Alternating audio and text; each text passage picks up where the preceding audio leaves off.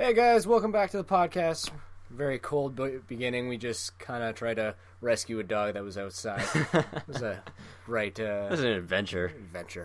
My name's Kelvin. My name's Matt. And this is probably going to be our first official episode, which is going to be awesome. And we're going to start it off with a bang. Let's talk about Star Wars. This is our Star Wars Episode VII, The Force Awakens spoiler review podcast episode. So yes, as Matt just said, big spoilers. Big first part of news, just broke $800 million in China, pushing it past both Avatar and Titanic as the top grossing movie. Is now official. Top grossing movie of all time. Not only does The Force Awaken, but the budget does Yes, so we have a few critiques about the movie. I have a few critiques about people that go and see the movie. Literally 2 minutes before going in and watching that movie, I had the whole thing spoiled for me walking in. So people, please shut your mouths before walking out of a movie, because other people walking into it haven't seen it. That was probably my biggest hype or harp going into that. I really enjoyed it. I really enjoyed it. It really felt like an Empire movie. Going back, because that's I believe that's who wrote it. It was an episode 4 or 5 kind of deal there. It was nostalgic. It definitely was, but we'll get into that. No, going back to your point of spoiling, that was one thing we tried to do when we got out of the theater, was we were trying to keep our voices down, because it's like, guys, there might be people who haven't seen the movie yet. So we were talking about the movie inside the theater, and we were trying to get my friends to not say certain spoilers or talk about certain people while we're still standing inside the theater. It's like, guys, don't say that. Well, I wish you were the group that walked out on me. No, literally walked in, and it's like, hey, remember when this happens, and this happens, and this happens? And I'm like, really? My parents walked through the door, and they're like, why do you look so upset? Well, because I already know what Star Wars Episode VII is going to be like, so let's just go and just watch it. You guys can be in shock and awe, and I'll just be like, humbug. Hate the holidays. But yeah, really, really well done. I am super impressed, and the whole rest of the world seems to be as well. I've heard you've heard some negative reviews. Yeah, I've heard some negative things overall about the movie, which kind of upsets me, because overall, while I think there are some valid criticisms that people have put forward, overall I think the movie was really well done. It was a lot of fun. Yes. I think that's the biggest takeaway, is that it was a lot of fun, and they're successfully, in my opinion, bringing back the franchise. Without lens flares. For those who know me, I'm not a fan of the prequels at all. When the prequels came out, I was a kid, and as a kid I was like, yay, Star Wars! But now that I'm an adult and I look back at the prequels, I really, and can actually critically think about how those movies were made, I realize how poorly made the Star Wars prequels are. which brings up a really cool part. So, Episode VII was directed by J.J. Abrams. Yes. Episode VIII is being directed by the person that made Furious 7. So, okay. With the crazy antics of the Fast and Furious franchise and the seriousness that the Star Wars franchise is, do you see any problems with that? Because they did just come out with a article saying that Episode 8 is going to be darker, and it should be. It should be. Mm-hmm. Just because, like a story generally has 3 acts, and usually, your second act you have, I don't know, it presents like the big challenge, right, of the movie. So in terms, let's take the original trilogy, for example. When you have 3-movie saga, your second film should be the darkest, shouldn't it? And I think Empire does that really well in the original trilogy. So I think Episode 8 should be the darkest of the 3 films. So we'll see how they do that, I guess. Now you said something really, really, really interesting, that you said that the second movie should be a challenge. And in my experience with movies and stuff like that, the second movie always seems to be the challenge, Because when you start off with the first movie, you're setting up the plot. Yep. With the ending, you're finishing up the storyline, and in the middle, there's no real beginning or end. Do you think this one, Episode VIII, is going to be as successful as the first one and the last one's going to be? Because the last one's going to wrap up it all. Everybody's going to be crazy hyped about that. It's going to be like, how is this thing going to end? But the second one, take the Hunger Games franchise, for example. Okay. We have the first one that opens it up. Here are the games. The second one didn't really end. It didn't end. There was a cliffhanger, and it never really wrapped up the story. So do you feel like Episode VIII might have that kind of flaw? Or will we be able to maybe brush it off because it's Star Wars? It's hard to tell right now. That's really difficult. You want it to be as good as Episode VII, or you want it to be maybe successful, I guess is the better word. But you can't really tell right now. You hope it's as good as good, but we'll just kind of see where it goes from here. Okay. A lot of people really enjoy Empire over A New Hope, so you never know. You never know. But at the same time, Attack of the Clones was probably arguably the worst one of the prequels, so who knows? Yeah. Okay, so this is probably where we're going to really start spoiling the movie. So if you haven't seen it, shame on you. Go see it. It's amazing. Don't continue any further. how do we want to tackle this? Let's start out with what we liked. What we liked? I liked the whole damn thing. One of my big points is I love BB-8. BB-8's wonderful. Goddamn. And I talked about on my mini episode that I recorded, I got BB-8 socks in the December loot crate, and I fell in love because BB-8's definitely the most enjoyable character in the movie. I enjoyed BB-8 more. I think I said this before. I feel really bad about liking BB-8 as the best droid in the whole franchise, even R2. I'm sorry, R2. BB-8's taking your place. But it's because he's got more personality. That's so true. The first time where BB-8 interacts with Rey on Jakku, just like he's just wandering through and like his little head bobs and stuff like that in one eye, it kind of makes the robot have emotion. And I was like, am I really feeling this right now? And then there's just the scenes on the ship where Finn is arguing with BB-8, and then later on he gives him the thumbs up with the lighter. That was brilliant. And I think to continue off that point, the humor really worked in this movie. That was my next point. Because the humor didn't really work in the prequels, and there wasn't really much humor in the original trilogy, but the humor in this movie really worked, which was nice. It wasn't campy. Like everything fit. It was really nice. The scenery. Absolutely. Wow, the atmosphere in the movie. Absolutely. Jakku was done really well. I don't remember the name of the second planet they went to. The one with the rebellion in it. Oh yeah, I can't remember off the top of my head. It looked like Endor. And I was like, it looked like Endor. We're going back. Looked like Endor, but it wasn't Endor. It looked like Tatooine, but it wasn't Tatooine. Yeah, and then it looked like Ireland, but it wasn't Ireland. No, I really liked the scenery in it. The plot was pretty cool. Like I said before, it seemed like they were taking one of the plots of the original trilogies and redoing it, but it doesn't seem that way to me. Yeah, I would say that's probably the most valid criticism I've seen, was that it mirrored Episode 4 too much, and I would definitely agree. I saw a little too much Episode 4. It's like Avatar mirroring Pocahontas. That was a big criticism back in the day. Oh my gosh. We're just watching CG Pocahontas. What? Okay, characters. Let's go with characters. Okay. Finn. What'd you think? Kind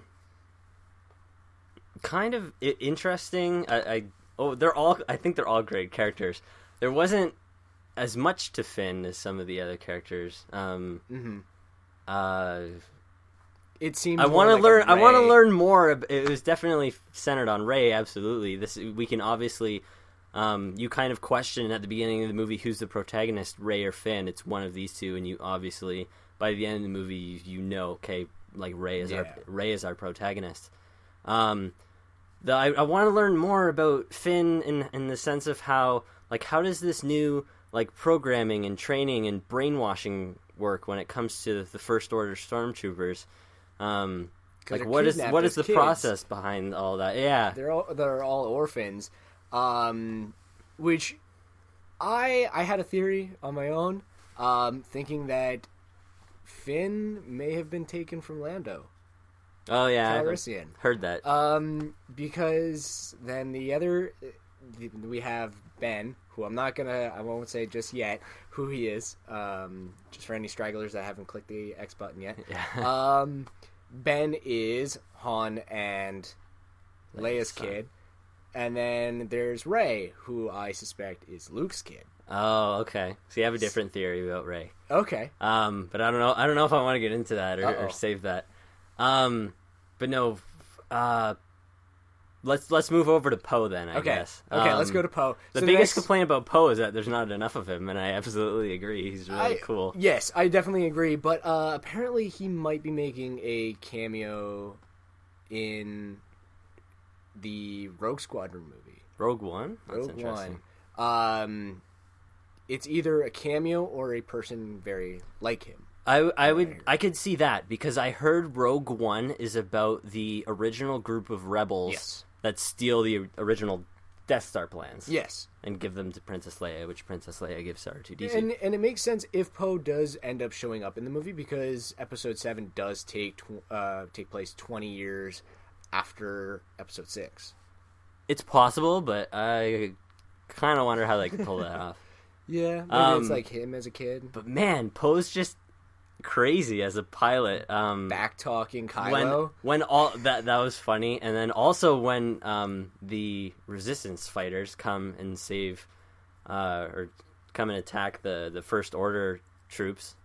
There's the one run where Finn is looking up at Poe and he doesn't know it's Poe, but there's the one like straight X-wing run shot where he flies near Finn and he literally takes out like 8 TIE fighters in one run. It's like, wow, this man is amazing. I could never achieve that on Battlefront. On Battlefront, it'd be impossible. But yes, I definitely like Poe. He was a badass when talking to Kylo, and that was one thing I kind of felt didn't fit, but it did at the same time. Because you've never really witnessed a character, a protagonist, backtalk a Sith. No. Even if we believe he is or isn't a Sith. That's true. I think he is a Knight of Ren. He's a Knight of Ren. Which I tried to look up some sort of backstory to and haven't found anything yet. Not yet. So.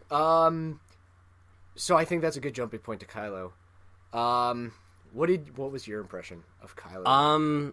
Yeah, this is interesting because this comes up to one of the criticisms we have later, but I think people misunderstand Kylo Ren.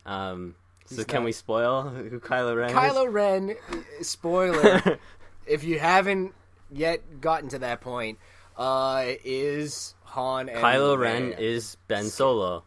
Ben Solo. So and the thing about that was it wasn't a spoiler that was left to the end. It was something we found out like pretty early on in the movie, which was half an hour, kind of nice, I thought. But I think people kind of misunderstand the character of Kylo Ren, and a lot of people complained about the lightsaber duel at the end, and like, oh, he fights like a chicken and stuff like that. He fights like a brat, and he throws tantrums like a brat because he is a brat. I think people misunderstand that. The whole point of the outfit and the mask is to show he's trying to be something more and someone he isn't. Yes. So he's in an identity crisis. He's a whiny little brat. He's a teenager. Exactly. That's the thing. He hasn't found out who he is. And he's kind of self-discovering that. And the cool thing is, there's little parts of the movie that reveal that, where, like, yes, he throws his tantrums whenever something doesn't go his own way. But in that fight that you said, he fights like a chicken, he's constantly trying to bring himself away from the light and into the dark. In that fight, when he got shot by Chewie, which is really cool, if you notice, when he's fighting Finn, he's punching himself in the gut where he got shot to bring out anger, to bring him closer to the dark side. So he's got a complex going on, which I felt was really cool. When I noticed that in the movie, I was like, oh, wow, that's, like, I love the symbolism that goes behind it. And then there was, hey, I'm feeling good. Bring me back, grandfather. Bring me back to the dark side. I'm like, okay. So now it's just like, I don't like my parents. Just let me revolt. It's a teenage revolt story. Yeah, absolutely. And some people say, well, that doesn't make him as good as a villain. And I would argue the opposite. I think he's a good villain, and I don't think it matters just because he's a whiny little brat of a kid that he's a bad villain. He's no Anakin. He's certainly going to evolve into something greater over the course of the next two movies, I believe. So we just kind of have to keep our eye out for that. And then I think finally, let's move on to our protagonist of the movie, Rey. I'm so excited about Rey because Daisy Ridley did a fantastic job. Yes. And I am so excited that our protagonist is a female Jedi. That's so cool to me. I'm really excited about that. To the left, my left. That scene where she's trying to get the tools from Finn was just the whole Millennium Falcon scene was fantastic. Absolutely. She's pointing at a bunch of tools and he's not even paying attention to her, and he's like, the left, no, my left, and then he finally grabs it because BB-8's like, this one. But her always wanting to go back to Jakku and the flashbacks, there's been a lot of talk with that because the flashbacks, apparently she's got a youngling's tale. Okay. With... So if you caught that, I'll bring up my theory. I don't know if I saw this or heard it or read it or something. My suspicion is that Rey was one of the younglings at Luke Skywalker's Jedi Temple. So for those, so to clarify, Han Solo brought up on the Millennium Falcon that Luke was training a new order of Jedi. We don't know where yet. That hasn't really, I don't think it was said in the movie where he was training. In the expanded universe, the new Jedi Temple's on Yavin. But it could be somewhere different in this trilogy. But Luke was training a new set of Jedi, and one of those Jedi was Ben Solo. And he fell to the dark side and supposedly murdered the other students. Yeah. So the other students are probably dead. And that's when Luke felt guilty, obviously, because this is his two best friends' child, and he essentially failed both of them. So he went into exile and kind of like ran away from the situation instead of kind of facing what happened, even though it's not necessarily his fault. So I think Rey maybe could have been one of the young students at the temple, and she was shipped to Jakku for her own safety, maybe. Yeah. And that the fact that she gets all the flashbacks when she touches Luke's saber is why I'm thinking, hey, that might mean that she is Luke's daughter. That, and there's also another fan theory, that Rey is actually a clone of Luke. I don't know if you've heard about this one. I've never heard that one. Okay. I don't know if I like that. Episode 5. He gets his hand cut off. Okay. He's still holding the lightsaber. Oh, the hand is, Episode 7, we find the lightsaber. Yeah. But where's Luke's hand? That's true. So, it's possible that Rey is cloned from the DNA of Luke's hand. That'd be interesting. From the lightsaber. But then where does the lightsaber come from? Who finds the lightsaber? Well, Maz does. Maz does. But where does Maz get it from? Well, she hinted at that she'll probably tell that story in another movie. But the other thing I noticed was one of the scenes from the second trailer, I believe, there was the Luke's monologue of the Force is strong in my family. My father has it, my sister has it, and he says, you have that power too. And in the trailer, you see the scene of presumably Luke handing the lightsaber to like a child. Yeah.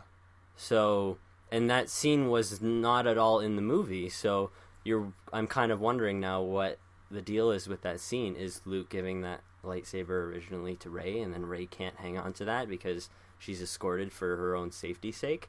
That's kind of interesting to me, because that scene was not shown in the movie at all. The scene with Luke's robot hand touching R2-D2 shows up in the movie in one of Rey's flashbacks. But yeah, that's kind of, it's crazy. One character I was kind of hoping for more, Captain Phasma. Captain Phasma, yeah. An interesting point I heard someone brought up, Captain Phasma should have been the one to fight Finn. Yeah. Instead of TR-8R, which is now a hilarious internet meme.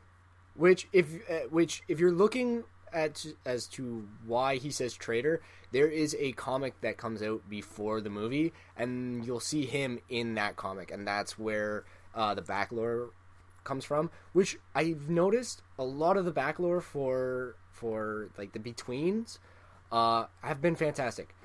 Clone Wars, the cartoon series between 2 and 3, fantastic. That's why everybody hated Grievous, because nobody knew where Grievous came from. Grievous comes from that TV show, and he's a badass. I love Grievous because of that TV show. So if you come up to me and go, he's sucked in it's episode interesting. 3, You always screw you. You usually see the backlore is usually so much more interesting. One of my favorite examples is Star Wars Bounty Hunter, the video game, because that tells the backstory of Jango Fett between episodes 1 and 2. So in episode 2, Jango Fett kind of looks like a chump, and everyone, he died just like Boba, and it's like, well, actually, Jango Fett's kind of a badass, and he's one of my favorite Star Wars characters. He's a bounty hunter, not as a Jedi. result. Well, he defeated a Sith apprentice. So,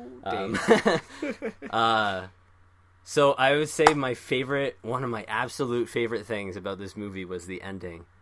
Just I love the ending so much. What part of the ending? I loved the island. I loved the cinematography of it and how they filmed that and how Luke reacted. I loved all that. I feel like it went on for way too long. It was like they stared deeply into each other's eyes. It's like something it's like reading one of my mom's romantic novels. It's like they looked at each other for seconds on end, while the camera just spins around the island. Okay, we get it. We can shave maybe about 30 seconds off of this love stare and just be done with it. I love the scenery. I love the island, and that's exactly where they're starting off filming again. Yep. But holy damn, was that ever long? I'm like, I got it. Just roll the credits or show me something. Speak. Say something, please. And they just look at each other, and she's holding up the lightsaber in an awkward pose, and she's just like, it's like say, hello, Rey, or hello, daughter, or hey, Dad, how's it going? Or something, reveal something. It was like the cliffhanger that was way too long, right? In our first episode, I made a prediction about Luke's appearance in the movie, and I'm really glad I was wrong. After that episode, I thought about it, and I was like, you know what? That wouldn't be as good as I thought it would probably look on movies. I was expecting it during that scene. I'm glad I was wrong. I'm really glad I was wrong, because what happened instead was even better, and we're going to get to that right now. So I've created a list of criticisms that I've either heard from friends or family or have read online or something. So I have my list. Kelvin doesn't know my list. Nope, not yet. So I'm going to go through them one by one, and we're going to see if these criticisms maybe have some sort of value or some good point, or if the other ones are just maybe people are just whining too much and just want to whine for the sake of whining. Yes. So let's go through what I have here. Okay. The first one regards to the lightsaber duel, and people say Kylo Ren fights like a bitch. In that duel, in the last duel. Really? The same could be said for Finn. Oh, he doesn't know how to use a lightsaber. One thing I've heard about that is he shouldn't use the lightsaber, and I smack everybody that says that, because they clearly bring up that the Force is in everyone. It's kind of like Animal Farm, right? All animals are equal. Some are just more equal than others. It's the same thing with the Force. The Force is in everybody, but it's in more people than others. Yeah. The fact that he fights like a bitch, I don't think so. I think that, I just took a freaking crossbow bolt from Chewie's blaster. That's what I was going to bring to the side, and I'm using that to channel my dark energy, my dark shit going on and smacking around. They're both exhausted. They just came out of a giant explosion. He's chasing people like Jason chases teenagers through the woods. So he's got to be friggin' tired as hell running all over the place. I don't think he fought like a bitch. I think this shows how inexperienced he is on the dark side, or maybe even just the mental confrontation that he's going on through himself. I think that after this fight, losing to Finn and Rey will push him closer to the dark side, and he'll fight like a champ, or at least like a lightweight pro in the next one. My point I was going to bring up about this has to do with the major spoiler of the movie, which we didn't talk about yet. Uh-oh. Do we want to go into that? Yeah, let's do it. Okay, so the major spoiler in the movie was that Ben Solo kills his father Han. Yeah, that sucked. So I wish I didn't have that spoiled before. And you knew it was happening. You saw Han go up to this little bridge in this giant chasm, and you know someone's falling down that hole, and it's not going to be Kylo. It's no. So you knew right there what was going to happen, and I think the most powerful thing about that scene was Chewbacca screams as Han gets stabbed with the lightsaber. Comic about that too. I don't know if you've seen it. I've seen a couple of them. It's really sad. The drawn one where Han Solo gets killed and then Chewie shoots him and then he goes into a daydream and he's like, "Here's Chewie, he's your uncle," and then you just see like a tear come down Chewie's face. It's like, no, thank you. I don't want to be feeling this on a Saturday morning. Chewbacca's scream, like the waterworks started from there because he witnessed his best friend get murdered before his eyes. The other cool thing that I liked about this, or well, not really cool, but another important thing that I loved about this scene was the lighting. How Han Solo starts in a light white and is walking towards Ben, who is in the dark. And then as he's getting closer to his son, and his son starts to talk, the light disappears and turns to a red light. Oh wow! And it's really neat that way. So I would argue back to the first criticism. There was a lot going on in this fight. So he got injured from a Wookiee bowcaster shot. He just murdered his father. He did take a hit from Finn. Not anything major, but he did take a hit from Finn. He's going through his emotional stages. There's a lot going on in this fight, so I would argue no, Kylo doesn't fight like a chicken in this battle. The second point, Rey should not have been able to defeat Kylo because he has prior training and she does not. I think that kind of goes back to our counterpoints. The Force Awakens. I'm sorry. Not everything's gonna be right off the jump, but sometimes it does. Rome wasn't built in a day, but like she's just probably as old as this guy, Kylo. She's probably been doing some off the scene stuff that we don't even know about, and she's been discovering herself along the way. There's the scene where Kylo is interrogating her and she's trying to fight it, so maybe he just broke the seal. He broke the seal on her own force power. Interesting. That's what I would say. Since when can Finn wield a lightsaber with no prior force training? And my counter argument, I would say for this, it's a good point because it hasn't been addressed in any of the 6 previous movies. If somebody else can use a lightsaber? If someone without force training can wield a lightsaber, and there's 2 instances in all 6 movies where a non-force user uses a lightsaber, and that's Han Solo in Episode V when he cuts open the Tauntaun. Yeah. And General Grievous, which you've told me about earlier. Sorry, that was someone else who brought that up to me. But General Grievous does that too. Our friend Matt, the other Matt, brought up that General Grievous uses lightsabers as well. I don't think you need force training to use a lightsaber because it is a tool. It is not what the Force is. It doesn't flow through the Force. The Force is within the person, not the lightsaber. It's like going, hey, how can you use that sword if you don't have sword training? The thing about a lightsaber, though, people have brought up good points, is that the blade itself is weightless, right? Because it's made out of pure energy. So all the weapon in the weight is in the hilt. Yes. So it's a hilt-heavy weapon, and you can kind of imagine that hilt-heavy weapons might be a little difficult to control. So some people would argue that Force users should only be able to wield lightsabers because it requires that extra sort of discipline from your Jedi training to wield it without chopping your own leg off. Maybe Finn has the Force in him too.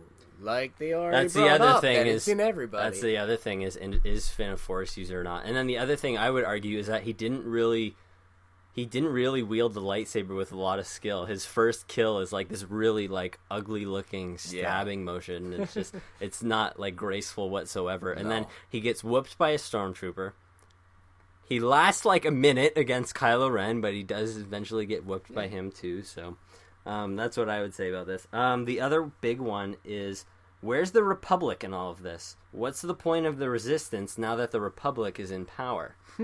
Yeah, that is a good point. It's interesting because the First Order is a remnant of what the Empire used to be, right? Yeah. So maybe the Republic thinks that the First Order isn't a lot to deal with, and something like the Resistance has the ability to crush the First Order. Are we just in another galaxy that's far, far away? Like, maybe the Republic's just like in its own little quadrant, and these guys are in their own. I don't know, but I think they would have taken on to the idea that there was a Sun Killer base that was how much bigger than the goddamn Death Star? Like, that does bring up a good point. Where is the Republic? Because I'm gonna use a little language. It looked like the Star Killer base, or the Star Killer base, the Star Killer base and the Death Star. It was like a dick sizing competition. I'm sorry. It's like, oh man, look at what this one. This one killed 1 planet. Let's build it 5 times bigger and it can kill 5 planets. Yeah. You would expect, other people to catch on to this point. That was my next point. Was another Death Star? That's kind of lame. And now that you destroyed the Star Killer base, what's the next threat? I think that's. I think that's valid. I think maybe when they blew up that one reactor on the Star Killer base, that maybe they should have disabled it instead of the whole entire thing blowing up. Yeah. That is interesting. When we first saw it on the poster, I thought it was going to be like some sort of artificial planet. I was hoping it wasn't going to be. I didn't even see it. I was hoping it wasn't going to be Death Star 3.0. No, it's 5.0. It's 5 times as big. So I think that's valid. It's like, really another Death Star. But, you know what? Next threat, I would like to see, kind of like the cinematics of the Knights of the Old Republic game, where just horde loads of Sith Lords are just running out. The Knights of Ren. Just drop them on a planet, run through, kill everyone, get up, go to the next one. That's what I would say is our next big threat is Grand Leader Snoke and possibly the Knights of Ren. Yes, no more blowing up planets. That's so 20 years ago in there. Let's bring on an oppressive threat that we don't have to kill your planet to take you over. We can just kill you.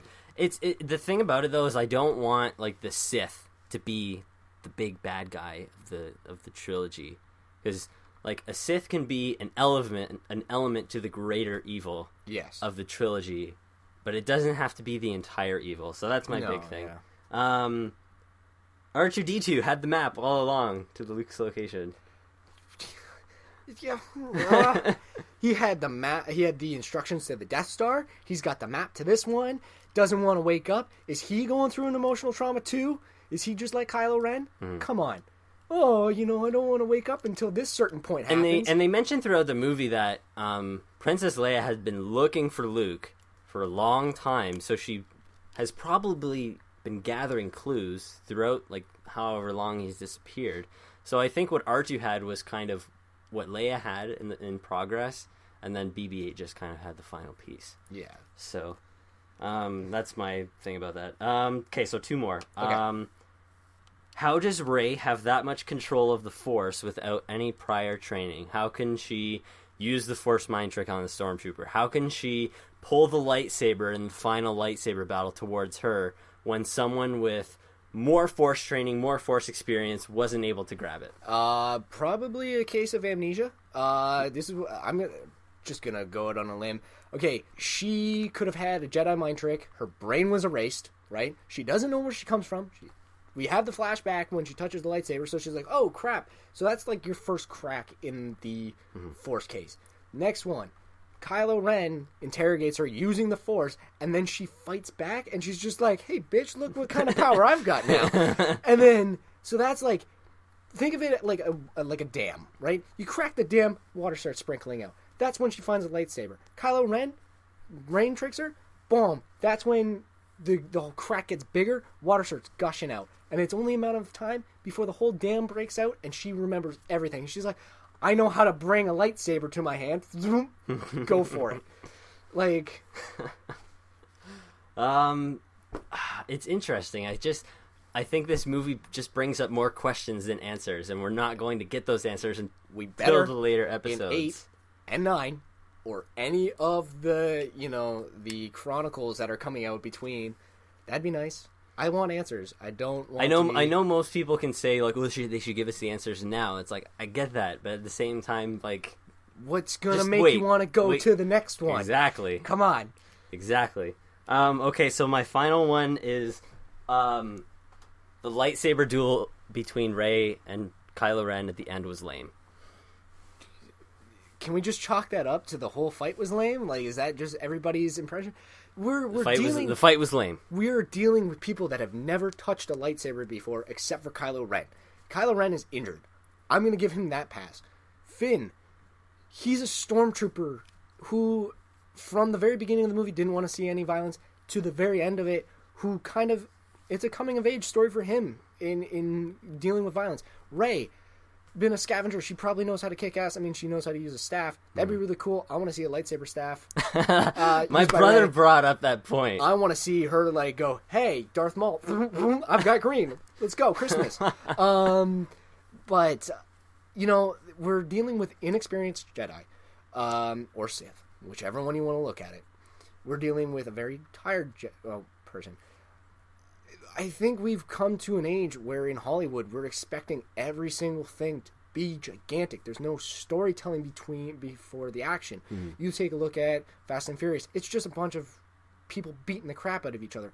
This isn't that kind of fight. Mm-hmm. This is a kind of emotional storytelling fight where you have to take into account all of the plays in action. We have Kylo, Rey, and Finn. They all have their own things going with them, and that would be my justification for why the fight may not be your typical Hollywood movie fight or your big Star Wars badass fight. Yes, we've had 6 movies. We're expecting, the General Grievous fight. I didn't want the General Grievous fight, and I'll get into that. We're not gonna get it until later on in the movies. This is the first movie in a new trilogy in a whole new generation. This is something I expect. I'm not expecting them to be like, oh, look at this triple black flip, boom, boom, boom, right off the jump. No, that's not that can't happen. Okay, so I completely disagree with this criticism, and I've talked about this on one of the other episodes that we had. One of the main reasons why I watch action movies is fight choreography.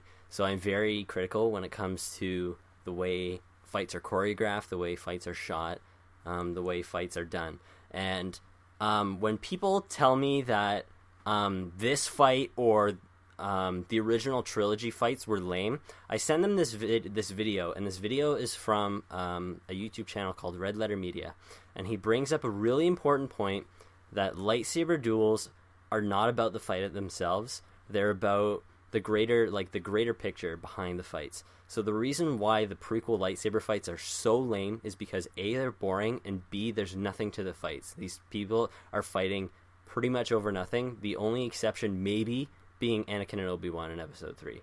So if people, when he brings up the point that if people tell you that Episode 4, the fight in Episode 4 was the lamest because it had the worst fight choreography, then you missed the point entirely. And the fights in the old trilogy weren't that spectacular either. We didn't see the big, firework event until the new trilogy, and that's another criticism that I hear about the new trilogy. I would say that this fight was really entertaining because it was a fight for survival. These two weren't trying to be fancy. These two were fighting because both their lives were at stake. Yes. Go take a Nerf sword. Go grab your friends. Go give them a Nerf sword, and then fight and see how well you do the first time you have a Nerf sword. I know my first time when we go to Nerf events and stuff like that, a lot of fun. I wasn't the pro. I wasn't good. I got my ass kicked a bunch of times. especially fighting against you. But as you go on, as you train, as you're, being a badass on your own, you start to get better. And I'm going to talk from experience on that point. It was a gritty, good fight, and I would argue it was really entertaining. And I had it in my head just a second ago what I was going to say. Nerf got your tongue? Yeah, you probably threw me off with your Nerf talk. Or nothing. The interesting thing about this fight. There's a lot, going back to the point of the original trilogy fights having more to them, there was a lot going on in this fight. Like I said, Kylo just murdered his own father. He was injured. Kylo's trying to fight the temptation of the light side. Rey is discovering more about herself and, is kind of discovering her own powers and trying to find her own, hero and leader within, sort of thing. So there's more to this fight than just the fight. So because there's so much going on and because it has so much more of a human element in the fight, it makes it so much better than any of the prequel fights. So I really enjoyed the final lightsaber duel. I want to watch it again and again and again just for the lightsaber duel. Yeah. No, definitely. It was a really well done movie. I really enjoyed it. I have nothing but praise for this one. Absolutely. No Jar Jar. No Jar Jar. No Jar Jar. No Dark Lord of the Sith Jar Jar. Oh. And no M word. No M word. No Metachlorians. I'm so happy. No, it seems like they were putting some kind of spin on it. It's like forces in everyone. It's like, thank you. That's all we need to know. We don't need to know that we've got mathematical levels of force. Don't bring me back to math class. I'm sorry. No, That's exactly. why I hate Metachlorians. Just tell me the force is in everyone. I'll believe you. It's your own universe. I don't need to have that revealed. I love the mysticism of Star Wars. I love the mysticism of, universes. That's why I go and see these things. I don't want it explained. Keep it a mystery. Let me guess and let me do the shit that I do on here. Is maybe it's this, maybe it's this, maybe it's this. I like the maybes. One of my friends messaged me yesterday, and she was just trying to kind of poke me and try to get me going. And she's like, Rey beat Kylo because she has a higher Metachlorian count. And I said, you shut your mouth. And you take that word somewhere else. Shut your Jedi apprentice mouth. You know nothing of the Force. You take that word somewhere else. So I'm so glad that word does not exist. Well, like you guys have been asking us, we're going to cut it down to about 45 minutes for the next episodes. So we hope that you like this episode. Next week, we're probably going to be doing a few trailer talks. I mean, Deadpool just came out with a trailer. Yep. I want to talk about Mortal Kombat for a little bit because it's badass. Go watch those trailers. But yes, thank you very much for listening this far. We hope that you fully listened to our spoiler alerts and didn't get anything spoiled for you. If you haven't seen the movie, go see it. It's amazing. And I can't wait for this to come out on DVD. The next one is Rogue Squadron, coming out next year. Rogue One. Yes. I keep saying Squadron because I keep thinking Elite Squadron. I started playing it again. The Rogue Squadron video games are awesome too. I'll also maybe come out with another mini episode. And I'm working on my own. That was fun. Yeah. We're both working on minis. You'll be able to find this one on Spotify, or not Spotify, SoundCloud. We'll probably throw this on YouTube as well, which is nice. So yeah, we hope to see you next time. Thank you very much, and have a good day. May the Force be with you. May the Force be with you. May the Force be with you. May the Force be with you. May the Force be with you.